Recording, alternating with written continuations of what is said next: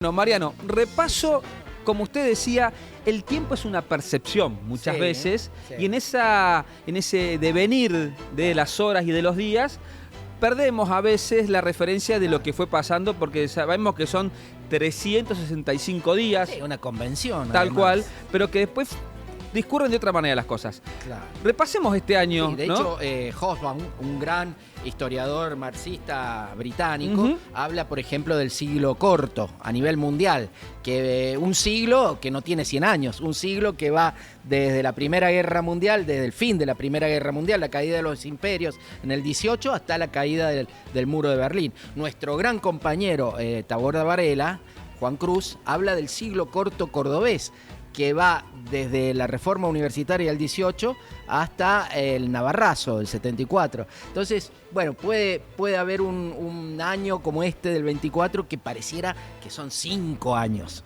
Porque la verdad es que pasaron tantas Tal cosas. cual, así cuando hablamos de la percepción del tiempo. Y vamos a repasar los hechos más Dale. importantes, Mariano. Sí. ¿Con qué arranca esto? Medio Oriente, que también, Medio Oriente. también la semántica, ¿no? ¿Por qué decimos Medio Oriente? ¿Por qué no decimos Asia Occidental? ¿Por qué decimos Cisjordania? Porque está todo visto desde el punto de vista del colonialista. Tal cual. Desde el colonialista europeo o israelí, ¿no es cierto?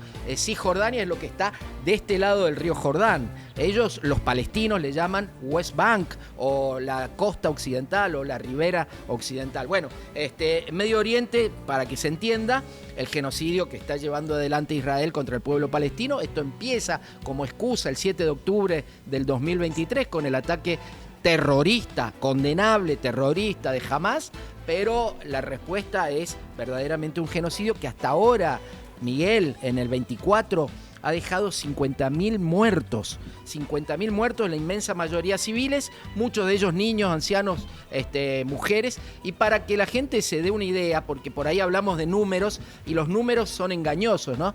Para que vos lo sientas en la piel, 50.000 es como el Chateau lleno. O sea, vos imaginate que el Estado de Israel masacró a un Chateau lleno, a un Kempes, a un estadio Kempes lleno de seres humanos. Y el apartheid que siguió se potenció en Cisjordania, justamente, que es parte. Esto no lo dice Radio Universidad ni lo dicen los SRT. La ONU y el Tribunal Penal Internacional de La Haya ha acusado a Netanyahu de genocidio. Y también empezó o tuvo como epicentro la Franja de Gaza, pero hoy estamos hablando también del Líbano. El Líbano, estamos hablando del Líbano, donde en 2 meses han masacrado a 20.000 personas con ocupación territorial, ¿no es cierto? Tanto que se critica a Rusia por la ocupación territorial de Ucrania. Bueno, Israel está ocupando todo el sur del Líbano, ha destruido barrios enteros de Beirut y también hay una guerra abierta contra Yemen. El otro día, nada más, hace 3 días, Israel atacó el aeropuerto de Sanaa, la capital de Yemen, con el presidente de la Organización Mundial de la Salud ahí presente. Realmente el grado de impunidad y de irresponsabilidad lo lleva a ser un Estado desbocado realmente a las órdenes de Netanyahu. La regionalización del conflicto, siempre con la excusa del terrorismo, ¿no es cierto? Volviéndose con terrorismo de Estado. Hay que repetir 1 y 1000 veces que Hamás y Hezbollah, los grupos llamados terroristas por Israel y por gran parte de Occidente, se conformaron en los años 80, que no es que el conflicto árabe-israelí o palestino-israelí nació con estos grupos, ni va a terminar si los borran del mapa. Hezbollah se creó en el 82 con la invasión del Líbano y Hamás se creó en el 86, con lo cual es mentira, hay que decirlo, que si Netanyahu borra del mapa estos dos grupos, se termina el problema. El problema viene desde 1948. ¿Irán hasta ahora está jugando o no quiere enterarse de alguna cosa o está tratando de que no aumente la escalada? Porque Irán ya está sí. casi, digamos, las últimas acciones de Israel casi lo están invitando a entrar al conflicto. Sí, recordemos que en junio Israel mató a Genaye, Ismail Genaye, que era el líder de Hamás, en Teherán. en Teherán. Eso es una abierta violación de la soberanía de Irán. Digamos, estaba en Teherán para la asunción del nuevo presidente de Irán, lo mató ahí, vino una represalia de Irán. Irán por primera vez atacó territorio israelí con una lluvia de misiles. Esto no había pasado nunca en la historia. Israel respondió.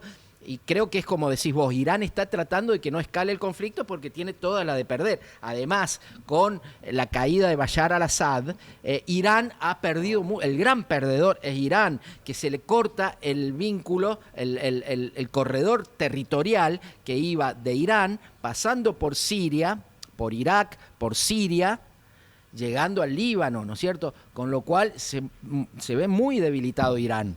Entonces, un conflicto abierto hoy lo agarraría mal parado. Pero no solamente Israel mató a Genaye, también mató a Hassan Nasrallah, que era el jefe de Hezbollah, y bueno, se suma esto que decíamos de Siria, que sorprendió. Hace poquito, no estamos yendo cronológicamente, pero por temáticas, digamos, en Siria un gobierno de Bashar al-Assad que llevaba 24 años y se puede sumar al de su padre, Hafez al-Assad, que había empezado en 1970, podríamos decir 54 años de la dinastía al-Assad, termina imprevistamente realmente en un avance de 10 días de los terroristas de lo que hoy se llama la Organización de la Liberación del Levante. Esto que hoy los medios hegemónicos muestran como rebeldes, entre comillas, hay que decirlo, son los mismos que antes eran el Frente al-Nusra, parte de Al-Qaeda y después del Estado Islámico. Esa gente es la que ha tomado el poder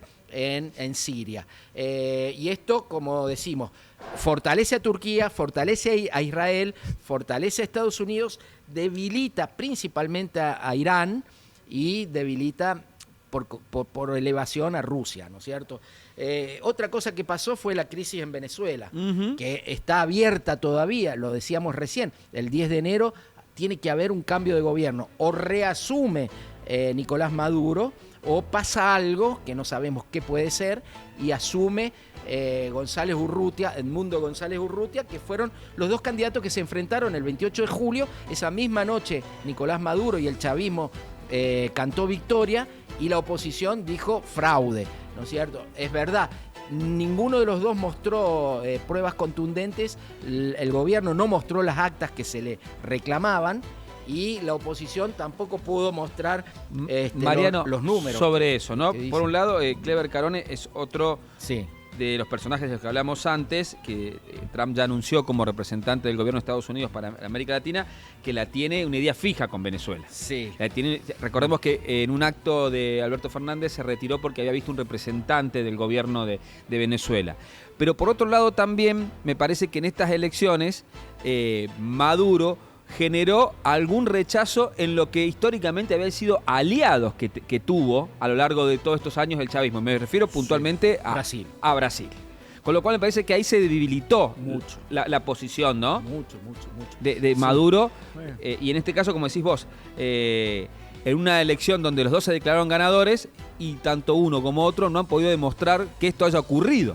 Porque las actas nunca se presentaron. Nunca se presentaron. El chavismo dice que ganó con el 52% contra el 43% de la oposición. La oposición dice la fórmula de Loredo Juez, 70-30, ¿no? Dice la oposición que ganó. La verdad que quedó en el aire. Pero yo un dato quiero decir. En las últimas elecciones en Estados Unidos, en el 2020, Donald Trump denunció fraude. Sí. Joe Biden no presentó las actas. Y nadie dijo nada. En las elecciones del 2022 en Brasil, Bolsonaro denunció fraude y Lula no presentó las actas. Digamos, lo que quiero decir es que nunca se presentan las actas en ninguna elección, en ningún lado. En Argentina tampoco. Y que haya habido denuncias de fraude, ha habido tanto en Estados Unidos como en Brasil y el mundo no se rasgó las vestiduras. Eso no justifica, lo de Maduro. Los contextos son totalmente distintos, ¿no? La democracia brasileña, más allá de lo que fue el asalto al Plan Alto, uno ve y luce mucho más robusta que la democracia. Había un opositor que estaba denunciando fraude. Sí, que era nada más y nada menos que uno de los un tipo que además venía de ser presidente. Claro. En ese caso. Sí. Pero bueno, es verdad lo que decís vos, Venezuela se ha debilitado en los apoyos de aliados regionales. Lo que sigue fuerte es el apoyo tanto de Rusia como de China.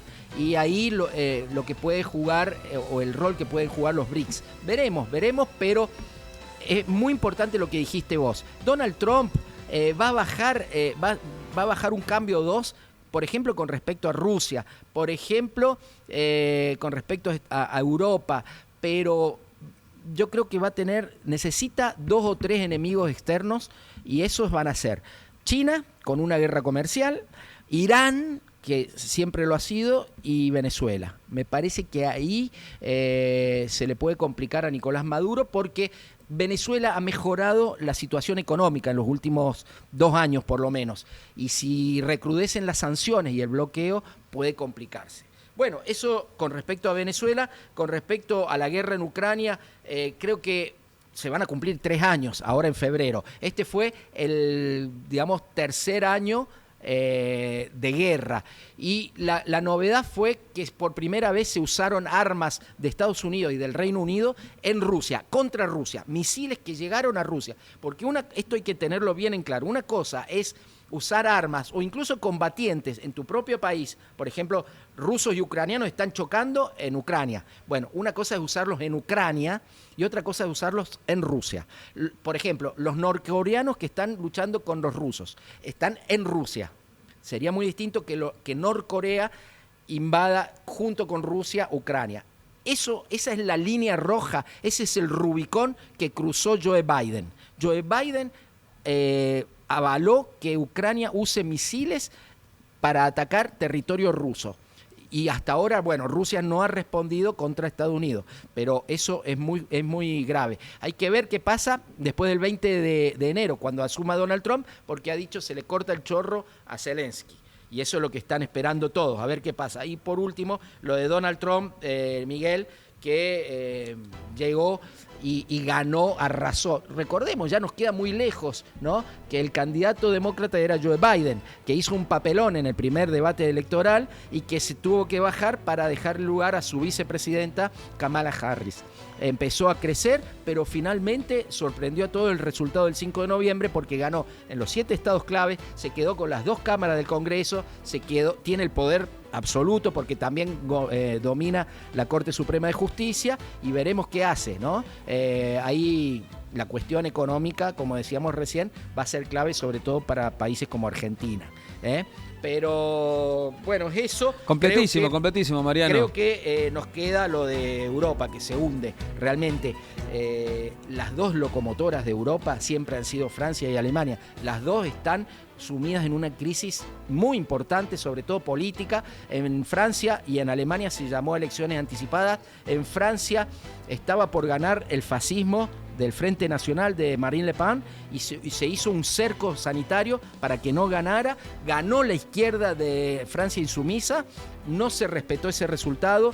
Hubo un gobierno que acaba de caer, la primera vez desde el 62 que cae un gobierno por una moción de censura, y Francia está a los tumbos, Y Alemania llama a elecciones anticipadas para febrero y guarda que está muy fuerte alternativa para Alemania, que son los neonazis. Y lo último que ha pasado es que Elon Musk, el gran amigo de Milei, le ha dado el apoyo, por lo menos simbólico, de Twitter y de él, a este neonazismo. Alemania podría tener un gobierno de extrema derecha o neonazi después de 80 años, 90 años.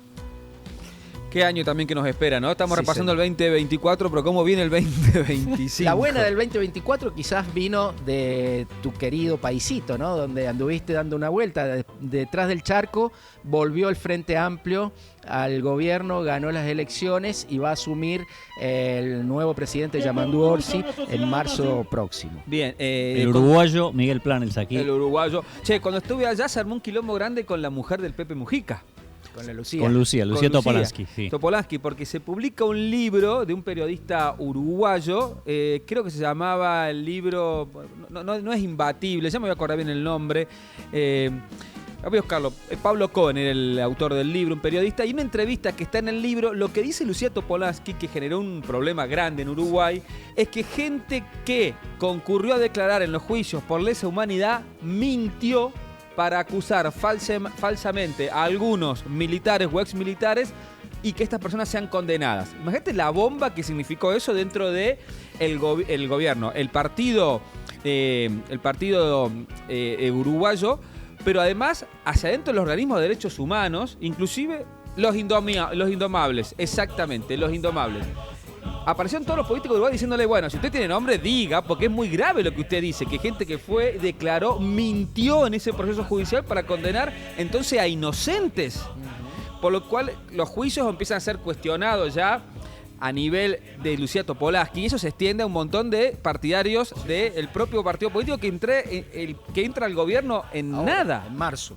Y lo avaló el propio Pepe, porque le preguntaron, su esposa dijo tal cosa, y dijo, la verdad que sí, a nosotros nos constan esas cosas, que pasaron esas cosas. Para arrancar un gobierno, ¿no?, con esa primera interna grande, sí, me parece gratuito, innecesario lo de Topolansky. Y si tiene las pruebas, tiene que ir a la justicia. Me parece que se trata de eso. Cuando vos haces una declaración tan fuerte, con un tema como este, que sí, muy sensible. Muy sensible, que Uruguay también vivió una dictadura muy parecida a la nuestra. Recordemos, Miguel, que en Uruguay no se ha hecho memoria, verdad y justicia como en Argentina. Ni de lejos. En Uruguay hay una ley de amnistía que se llama Ley de Caducidad, que fue primero llevada a referéndum en el 89, después en el 2009, pleno gobierno del Frente Amplio. El Frente Amplio nunca tuvo una política de memoria, verdad y justicia con el terrorismo de Estado como en Argentina. Sí. Y encima esto. Con los dichos esto tampoco le va a tener mucho, me parece. Bueno.